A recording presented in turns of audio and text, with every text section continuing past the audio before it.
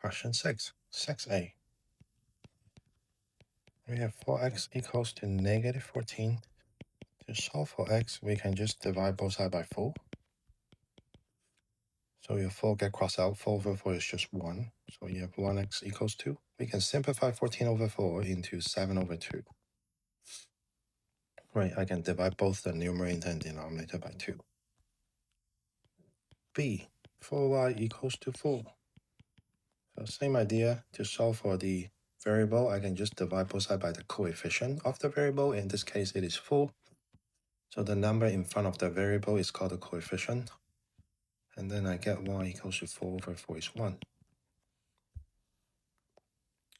C, z over 3 equals to 3. So z over 3 is the same as z divided by 3. So I just need to do the opposite of dividing. Focusing on the side with the variable, I can times both sides by 3. Z over 3 times 3 over 1. I can divide this by 3 to get 1, divide this by 3 to get 1. That's why they cross each other out. So z over 3 times 3 is just z equals to 3 times 3 is 9. And D, 1.3x equals to negative 5.2.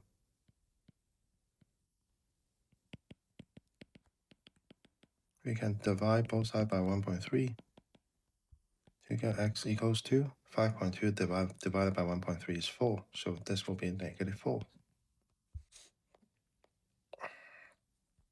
E, negative 2.75y equals to 11.825.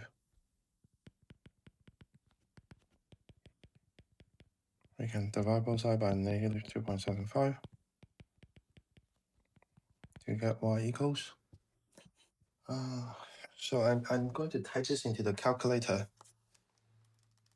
11.825 divided by negative 2.75, and we get negative 4.3.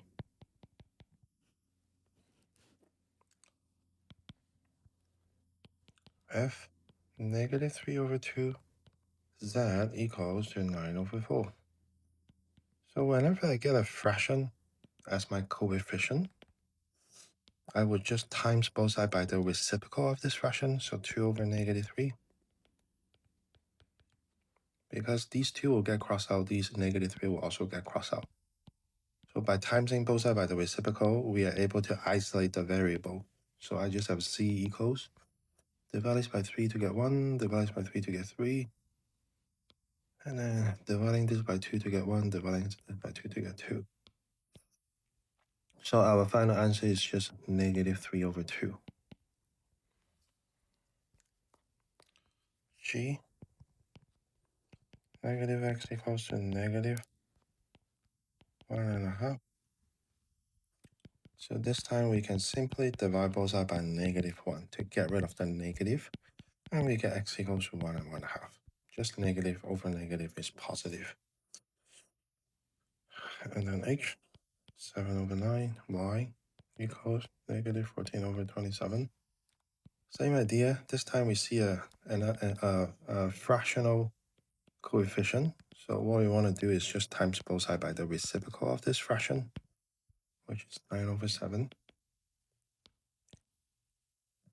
The 9 crosses out with the 9, the 7 crosses out with the 7, right? When you simplify one numerator and one denominator, when they are the same, you can just cross them out. So we get y equals, divide this by 7 to get 1, divide this by 7 to get 2, divide this by 9 to get 1, divide this by 9 to get 3.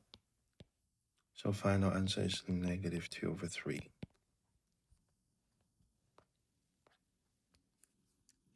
I, z over 5 equals to 3.5.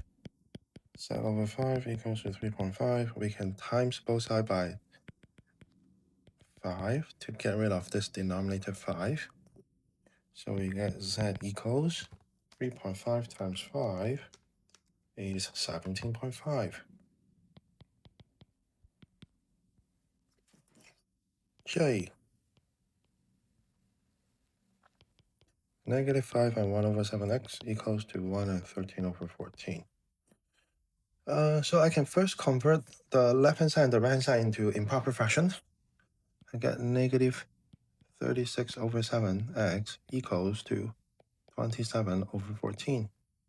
And then now I can times both sides by the reciprocal of the coefficient, which is 7 over negative 36. 7 over negative 36. So on the left-hand side, the coefficient would get crossed out. I will have x remaining. And on the right-hand side, I can simplify. Divide by 7 to get 1, divide by 7 to get 2, divide by 9 to get 3, divide by 9 to get 4. So x equals to negative 3 over 8. Okay. 1 and 2/3 y equals negative 2 and 7 over 9. So same idea, convert both sides into improper fraction. 18 plus 7 is 25. And then multiply both sides by the reciprocal.